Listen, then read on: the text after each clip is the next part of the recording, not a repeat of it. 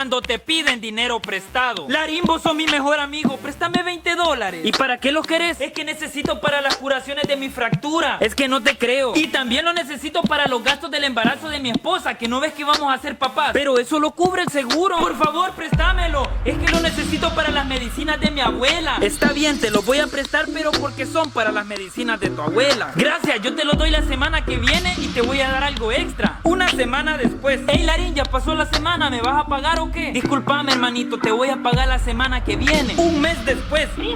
Ya le hice como 1000 llamadas a este y no me contesta. De seguro no me contesta por no pagarme. 10 años después.